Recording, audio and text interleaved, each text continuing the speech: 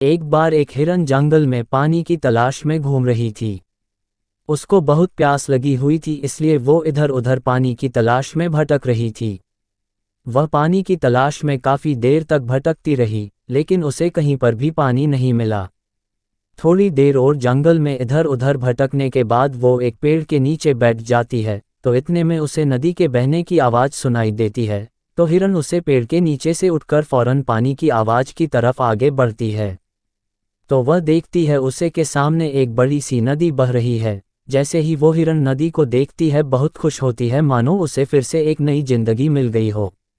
वह तुरंत दौड़ती हुई नदी के पास जाती है और जैसे ही पानी पीने के लिए अपना सिर को झुकाती है, तो उसकी नज़र अपने राइट साइड पर पड़ती है। वह जैसे ही अपने राइट में देखती है तो उसे शिकारी नजर आता है, हाथ में तीर लिए हुए निशाना तान के खड़ा हुआ। फिर जैसे ही हिरन की नज़र अपने लेफ्ट साइड में पती है, उसे झाड़ियों के पीछे एक शेर नजर आता है। अब हिरन पानी वानी सब भूल जाती है। फिर वो पलट के पीछे देखती है तो उसे भयंकर आग लगी हुई दिखाई देती है, जो कि धीरे धीरे उसकी तरफ बढ़ रही थी। अब हिरन जाए भी तो जाए कहाँ।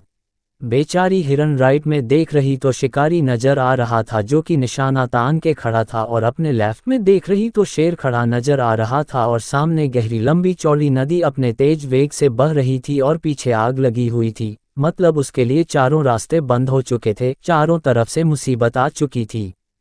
अब हिरन सोच में पड़ जाती है। अब वो ये सोचती है कि चारों तरफ से मुसीबत आ चुकी है, तो मैं अपना काम करके क्यों ना मरूं, क्योंकि मुझे वैसे भी तो मरना है।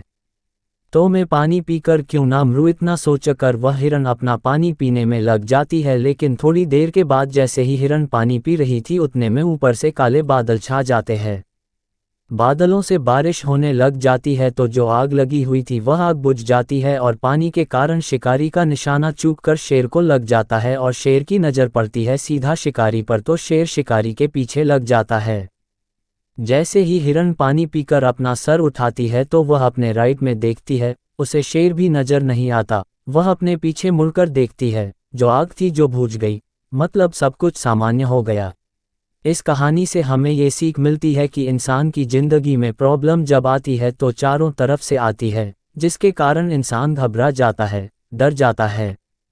अपनी प्रॉब्लम से आपको ना तो डरना है और ना ही घबराना है, बस शांति से 2 मिनट के लिए सोचना है। हिरन के पास भी बहुत ऑप्शन थे, या तो पानी में छलांग लगा सकती थी या इधर उधर भाग सकती थी, लेकिन उसने शांति से सोचा और वो अपना काम में लगी रही। वो पानी पीने आई थी और पानी पीने लगी।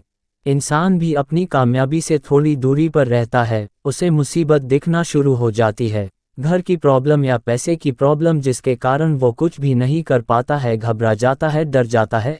इसलिए आपको ना तो घबराना है और ना ही आपको डरना है, बस अपने काम पर बने रहना है।